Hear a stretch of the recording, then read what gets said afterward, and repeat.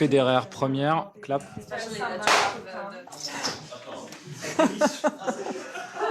Bonjour. Bonjour, c'est une porte coulissante. Oui, Bienvenue chez exactement. nous.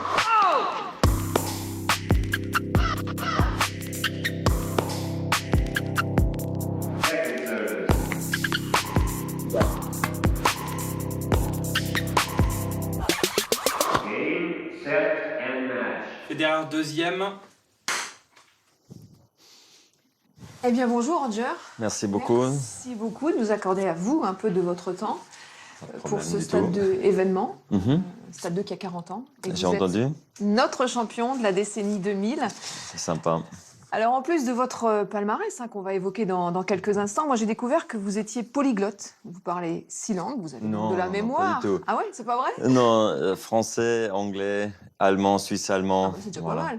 Oui, c'est déjà très bien, mais c'est pas 6 en tout cas. Ouais. En tout cas, vous parlez plusieurs langues, vous avez de la mémoire. Et est-ce que vous vous souvenez de votre tout premier match sur le circuit mondial? Je pense que c'était en 98 à Oui. Gstaad. Absolument. Ouais. 6 juillet. Vous vous souvenez de l'adversaire? Lucas Arnold. J'ai perdu 6-4, 6-4. Ah ouais, vous avez une excellente Sur mémoire. le terrain numéro 2, ouais.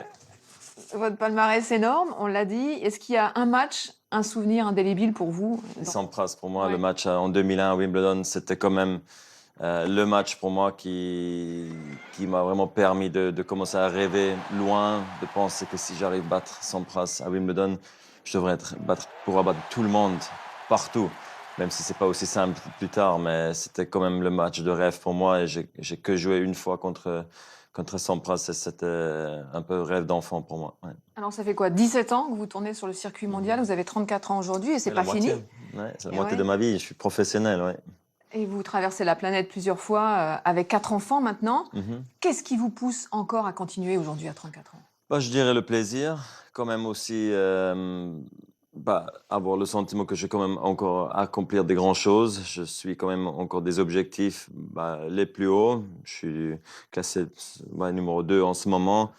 De voyager le monde entier, de recevoir autant de support, c'est fabuleux quand même. Et c'est aussi une des raisons pourquoi je joue encore, je pense. Alors ce qui est sûr, c'est qu'aujourd'hui à 34 ans, vous êtes toujours celui qui détient le record du nombre de semaines passées à la première place mondiale. Mais il y a un truc qui vous différencie de tous les autres joueurs, c'est votre perfection technique et esthétique dans tous les coups. Et ça a inspiré celui qui vous connaît bien chez nous, c'est François Brabant. Regardez. C'est le joueur parfait. Service parfait, volée parfaite, coup droit super parfait, parfait revers, hyper rapide. Tout est parfait. Oui, mais la perfection, ça se mérite. Avant les années 2000, le petit Roger a dû domestiquer son exceptionnel talent, apprendre à ne pas être parfait pour le devenir. Alors un jour, fini les colères, les raquettes pulvérisées et avec beaucoup de boulot, place au plus beau joueur jamais créé.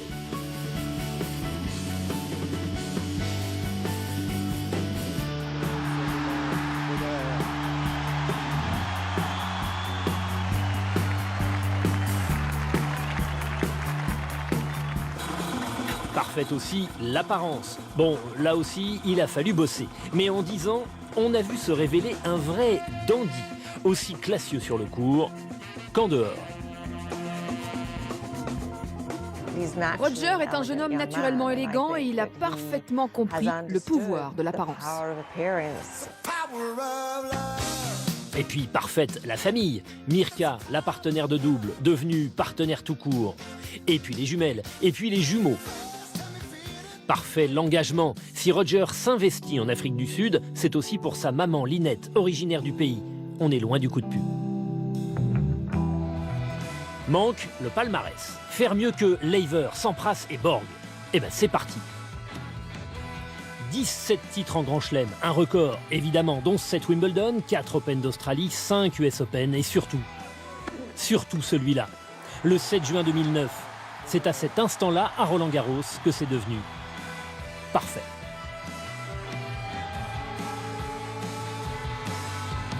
Plus tard, la victoire en Coupe Davis l'amènera même au plus que parfait. Bref, sans aucun doute possible, dans les années 2000, Le meilleur, c'est Roger. Ouais, bon, en fait, personne n'est parfait. Des séquences très sympas. Qu'est-ce que ça vous fait de voir toutes ces images? Ouais, c'est bizarre, mais c'est rigolo en même temps parce que forcément, pendant toutes ces années, j'ai tellement vécu de choses. Et voilà, les cheveux, c'est plus court maintenant. C'était comme, je vais pas dire ridicule à l'époque, mais c'était quand même un peu... Bon, j'étais jeune, teenager, tu essayes tout. J'avais les cheveux blancs, après je voulais des cheveux rouges. Pour finir, je me suis dit, bon, ça c'est quand même un peu extrême, alors on va laisser ça. Et après, tu as tous les grands moments, comme juste toujours revoir les moments, par exemple, de la Coupe Davis ou Roland Garros. C'est vrai que, mon Dieu, c'était juste fabuleux et phénoménal de vivre ces moments-là parce que je les ai suivis très longtemps, ces objectifs. Alors, il y avait un peu de tout et c'était très sympa à voir, en tout cas. En tout cas, ouais, vous avez beaucoup de choses. Et il s'est passé beaucoup de choses aussi pendant cette année, Ouais. pendant cette décennie 2000-2010. Tiens, on va regarder ensemble d'autres performances, d'autres sportifs qui ont marqué cette décennie. Et on va en discuter ensemble. C'est forcément des images qui vous ont aussi impressionné. Usain Bolt, le phénomène. Oui, 2008. Je regarde pas assez souvent l'athlétisme, mais je suis fasciné forcément de leur puissance. Dans tous les domaines, pas juste le sprinter Usain Bolt maintenant, mais n'importe qui en fait qui fait de l'athlétisme, je trouve que c'est assez incroyable. Il faut être très très sérieux, très professionnel, dédicacé à tout et forcément... Non, mais il le fait tellement facile et tranquille, t'as l'impression, sa technique elle est parfaite, pas que je suis le pro. Un peu comme vous. Ouais, peut-être, je sais pas, mais en tout cas, t'as l'impression qu'il le fait très décontracté, si vous voulez. C'est sympa à voir.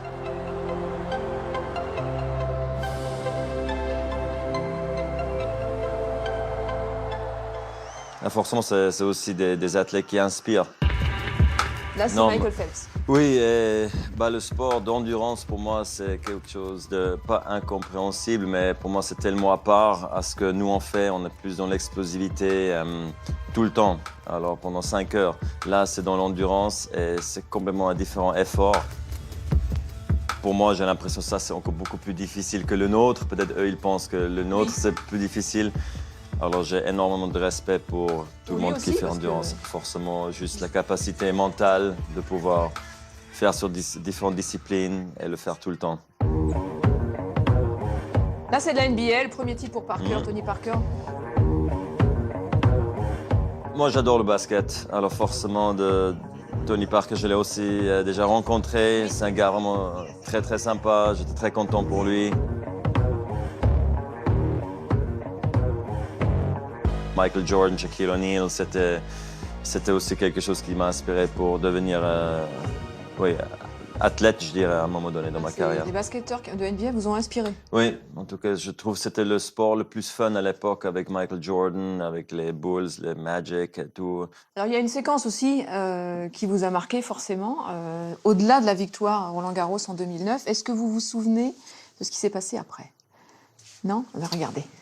Roger, merci beaucoup d'être avec nous. Alors d'abord, comment vous sentez-vous donc quelques minutes avant d'entrer sur le court central? Je me sens bien, je suis relax. J'aime beaucoup de jouer sur le central de Roland. Je crois qu'aujourd'hui, pour moi, pour le public, pour moi aussi, c'est vrai que j'aurais préféré de jouer un joueur français. C'est vrai que contre des Français, c'est toujours des matchs faciles. Ouais. Alors justement, on l'a senti lors de votre demi-finale contre Juan Martín del Potro. Tout le public vous a soutenu un peu comme si vous étiez un joueur français. Moi aussi, je me sens comme d'être français, mais je vis quand même en Suisse, comme d'ailleurs tous les joueurs français. Ouais. C'est pas sympa. Ouais, il vous imite très très bien. C'est Nicolas Canteloup qui nous a proposé cette imitation. C'est bluffant quand même. Pas mal, oui. Alors, j'essaye de ne pas parler comme ça. Alors peut-être l'année prochaine, vous me verrez, je parle différemment. Évidemment, c'était en 2009. Après c'est toujours la même chose, en tout cas. Il continue. Et vous y étiez, François Brabant, qui vient nous rejoindre. Ouais, j'y étais et j'étais juste à côté de Roger. On avait résumé cette finale ensemble sur le plateau de Stade 2. Je crois que j'ai jamais vu un invité de Stade 2 sur le plateau aussi heureux, mais profondément heureux d'être là. C'était incroyable, le bonheur qui irradiait de vous, juste après cette victoire à Roland-Garros, comme s'il y avait un tel soulagement en plus de la joie de la victoire. Bah, absolument. Hein. D'un côté, c'est normal parce que, comme tout le monde sait, surtout à Paris ou en France, ici, à quel point j'ai essayé de devenir champion de Roland-Garros. Pour finir, j'arrive à le faire quand même. Voilà, toute ma carrière a pu terminer sur le moment même. C'est vrai, il y avait un certain soulagement, mais plus encore juste content, juste tellement satisfait. Qu'est-ce qui vous a le plus ou qui vous impressionne le plus chez lui? Il y a énormément de choses sur le plan tennistique, sur le plan athlétique, sur le plan technique, mais ce qui est complètement bluffant avec Roger Federer, c'est la popularité. Vous en parliez tout à l'heure. Partout où il va, le public est derrière lui. Il n'y a pas d'autre joueur qui a réussi à fédérer, pardonnez-moi, autant le public derrière lui. Une fois, vous avez eu le public contre vous, c'était en finale de l'US Open contre André Agassi. Mais Agassi à New York, c'est difficile. C'est normal, ouais. Mais c'est la seule fois. C'est incroyable. Coupe Davis de temps en temps, forcément. Mais aussi. même, on l'a bien vu d'ailleurs en Coupe Davis contre la France, le public français, je ne vais pas dire qu'il était partagé, il était partagé en fait. Un tout petit peu, peut-être. Ouais. Ouais. On a trouvé une petite séquence. Encore? Oui, la dernière, vous allez voir. Vous me faites peur. Et moi, j'ai une petite question au sujet de cette séquence. Vous vous en souvenez forcément. Regardez. Ah, ça va. Est-ce que c'est truqué ou pas? Parce que voilà, je l'ai vu 10 fois, j'ai cherché, je me suis dit, c'est pas possible. Et ben, j'ai envie de dire non. Bah non, quand même. Hein. Il y a le bruit de la balle, il y a l'impact, on voit la canette qui tombe pile poil, donc c'est extrêmement bien fait s'il y a un trucage. Non, je suis d'accord. C'est vraiment très très bien fait. Mais comme François Brabant vient de le dire, vous êtes l'être parfait. On est obligé de C'est possible. On est obligé de le croire. Je dirais comme ça, c'est possible, mais là, c'est pas vraiment vrai. Allez, on parle des Jeux de Rio, dernière question. C'est votre objectif, c'est finalement la seule médaille en individuel, la médaille d'or, qui manque à votre palmarès. Oui, si vous voulez. Je ne sais pas si c'est l'objectif numéro 1 pour moi dans ma carrière qui reste encore la médaille d'or en simple. Parce que voilà, j'étais très content avec l'argent en simple à Londres, avec l'or que j'ai fait avec Stan en double à Pékin. Alors pour moi, j'ai déjà gagné l'or. Ce n'est pas pour m'enlever la pression, mais peut-être je suis en train de réfléchir en ce moment qu'est-ce que je vais jouer au JO. Est-ce que je vais jouer le double, le mixte, les 3, 1, le 2? Il faut que je décide encore parce que pour moi, ce qui est plus important au JO, c'est remporter des médailles pour la Suisse. Merci beaucoup, Merci à Roger. vous. C'était vraiment un plaisir de vous avoir dans cette émission. Et puis, Mon plaisir.